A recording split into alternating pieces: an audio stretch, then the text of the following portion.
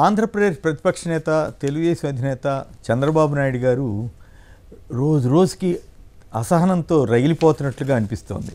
సరే, ఆయనతో పాటు రామోజీరావు కూడా చాలా కసి, కక్ష, పగ, ద్వేషం, ఆంధ్రప్రదేశ్ పైన ఉన్నటువంటి విపరీతమైనటువంటి ద్వేషంతో ఆయన కూడా రగిలిపోతున్నారు.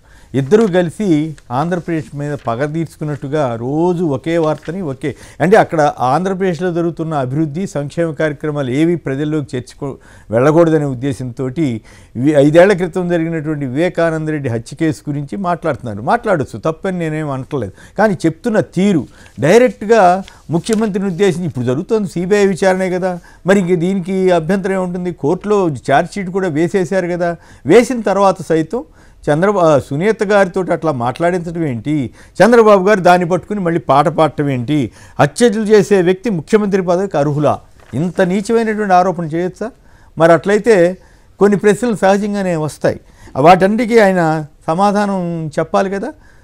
కేవలం జగన్ ప్రభుత్వాన్ని ఎదుర్కోలేక అక్కడ ఉన్నటువంటి పరిస్థితి, ఆయా స్కీముల పట్ల జనంలో ఉన్నటువంటి ఆదరణ, పరిపాలనా సంస్కరణలు తీసుకురావటం, అనేక అభివృద్ధి కార్యక్రమాలు చేపట్టడం, వీటిని ఎదుర్కోలేమని చెప్పి ఈ వివేక హత్య కేసుని ఏదో భూతత్వంలాగా చూపించాలని చంద్రబాబు గారు ప్రయత్నం చేస్తున్నారు. రాజకీయ నాయకుడు ఆయన చేశాడంటే అర్థం ఉంది.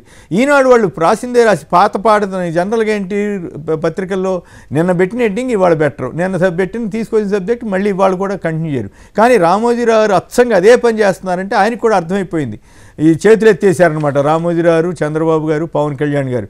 ఈయన్ని ప్రభుత్వం ప్రజల్లో స్కీములతోటో లేకపోతే పాలనతోటో పోటీ పడితే మనం దెబ్బతినిపోతాం కనుక దాన్ని డైవర్ట్ చేసి దాన్ని దారి మళ్లించి ఈ వివేక హత్య కేసును ఇంకో చెత్తాచెదారం ఏదో ఒక చర్చ నడపాలి తప్ప రాష్ట్ర ప్రభుత్వం చేపట్టినటువంటి స్కీముల గురించి, అమలు చేస్తున్న కార్యక్రమాల గురించి, పాలనా వికేంద్రీకరణ గురించి, వీటి గురించి చర్చకు రాకూడదన్నది వారి లక్ష్యం. ఒకవేళ అదే చర్చ అయితే మరి వైసీపీ వాళ్ళు కూడా ఈ చర్చలన్నీ తీసుకుంటారు కదా, తీసుకునే అవకాశం అయితే ఉంటుంది సహజంగానే. మరి వాళ్ళు కూడా పరిశోధన చేసి వాళ్ళు కూడా చాలా విషయాలు బయటపెట్టవచ్చు కదా. ఉదాహరణకి విజయవాడ నడి రోడ్లో నిరాహార దీక్ష చేస్తున్నటువంటి వంగవీటి రంగాన్ని హత్య చేసింది ఎవరండి? అప్పుడు అందులో పాల్గొన్న తెలుగుదేశం నేతలు ఎవరండి? వాళ్ళకి టికెట్లు ఎట్లా ఇచ్చారండి? అసెంబ్లీ టికెట్లు ఇచ్చింది ఎవరు? ఇంకా ఇస్తున్నది ఎవరు? మరి దాని గురించి కూడా చర్చ జరిగితే బాగానే ఉంటుంది కదా. అంతేకాదు, చేగొండేరు రామదేవి గారు ఆ రోజు పుస్తకంలో రాశారు కదా, ఆ హత్యోదంతం గురించి రాసి చంద్రబాబు పాత్ర ఇది అని తనకు తెలిసిన విషయం ఏదో రాశారు కదా. ఇంతవరకు ఎందుకు చంద్రబాబు గారు ఖండించలేకపోయారు? అంతేకాదు, పెంగళి దశరథరామును హత్య చేసింది ఎవరు? ఆ రోజుల్లో ఎవరి మీద ఆరోపణ వచ్చింది? మల్లెల బాబ్జీ మరణానికి కారకులు ఎవరు? గద్దర్ని తుపాకులతో ఏ ప్రభుత్వ టైంలో కాలిస్తే గద్దర్ ఎవరి మీద పాటు రాశారు? మరి చంద్రబాబు గారు దాన్ని అంగీకరిస్తారా? ఒప్పుకోమనండి. ఒప్పుకుంటే అప్పుడు మిగతా వాటి గురించి కూడా ఆలోచించవచ్చు. అంటే రాజకీయాల్లో ఎంతసేపు ఎదుటి వ్యక్తి మీద విపరీతమైనటువంటి వ్యక్తిత్వ హననం చేయటమే ఆయన రాజకీయ లక్ష్యంగా ఉంటుంది. గత 40 ఏళ్ళుగా అదే రకంగా చేస్తూ వచ్చారు. కొన్నాళ్ళు సక్సెస్ అయ్యారు, ఇప్పుడు అంత సక్సెస్ కాలేకపోతున్నారు. అయినప్పటికీ కూడా ఆ పట్టరాని అసహనంతో ఇట్లాంటివన్నీ చేస్తున్నారు. అంతేకాదు, కోడెల శివప్రసాద్ గారు ఆసుపత్రికి వెళ్తే కనీసం పలకరించడానికి వెళ్ళంది ఎవరు? స్వయంగా వాళ్ళ మనుషులే చెప్పారు కదా. మరి ఆయన ఆత్మహత్య చేసుకోవడానికి కారణం ఏంటి? అవన్నీ ఆ సంగతి తెలియదా? మరి పుష్కరాల్లో 29 మంది చనిపోతే, తొక్కిసలాటకు గురై మరణిస్తే ఎవరు కారణం అండి? ఈయన చంద్రబాబు గారి సినిమా పిచ్చి, ప్రచార పిచ్చి అని అప్పట్లో ఆరోపణలు వచ్చాయి కదా. ఉన్న వాస్తవమే కదా. తొక్కిసలాట జరిగిందంటే అసలు వెళ్ళకూడని ఘాట్కు ఆయన ఎందుకు వెళ్ళి, సాధారణ జనం వెళ్ళాల్సిన ఘాట్కి ఆయన ఎందుకు వెళ్ళాడు? ఆయన ఎవరో బోయపాట, ఆయన ఎవరో డైరెక్టరు సినిమా తీయటం ఏంటి? మరి అంత తొక్కిసలాట జరిగితే కనీసం మరి ఒక్కదానికైనా సమాధానం చెప్పారా? హూ కిల్డ్ అని వీళ్ళందరికీ చెప్పాలి కదా. తిరుమలలో 20 మంది తమిళ కూలీలను ఎన్కౌంటర్ చేయించింది ఎవరండి? ఎన్కౌంటర్ చేసిన దానికి మరి బాధ్యత వహించాల్సింది ఎవరండి? అంటే మనుషుల్ని ఎక్కడైనా సరే ఇష్టమైనట్టు చంపేస్తే వాళ్ళ హయాంలో ఎవరు ఎట్ట చచ్చిపోయినా కూడా అదన్నీ కప్పిపుచ్చి చేస్తారా?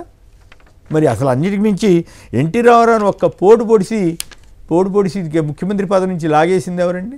ఆ తర్వాత ఆయన ఆ మనోవేదంతోటే కదా ఆయన చనిపోయింది. దానికి కారణం ఎవరండి?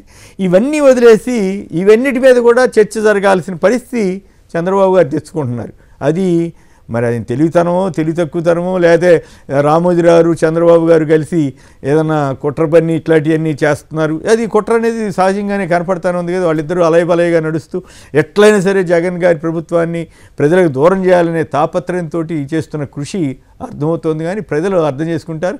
తాజాగా వచ్చిన సమాచారం ప్రకారం మనం ఫోటో కూడా చూసాం. రామోజీరావు గారు, రేవంత్ రెడ్డి గారు, వాళ్ళ అబ్బాయి రామోజీ గారు అబ్బాయి కిరణ్ వీళ్ళంతా భేటీ అయ్యి సంప్రదింపులు రాజకీయాలు కూడా మాట్లాడుకున్నారట. బహుశా మరి చంద్రబాబు గారి శిష్యుడిగా రేవంత్ రెడ్డి గారు వెళ్ళారా, లేక ఒక ముఖ్యమంత్రిగా గౌరవప్రదంగా మర్యాద కోసం వెళ్ళారా అంటే అనేది సహజంగానే ఎన్నికల టైంలో ఈ టైంలో వెళ్ళేసరికి కొంత అనుమానం వస్తుంది. బహుశా ఇప్పుడు రేవంత్ రెడ్డి గారు కూడా జగన్ గారికి వ్యతిరేకంగా చంద్రబాబు అలాగే రామోజీలు చేస్తున్నటువంటి కుట్రలో భాగస్వాములు అవుతారా, లేక తన పని తను చేసుకుంటారా అన్నది కూడా చూడాలి.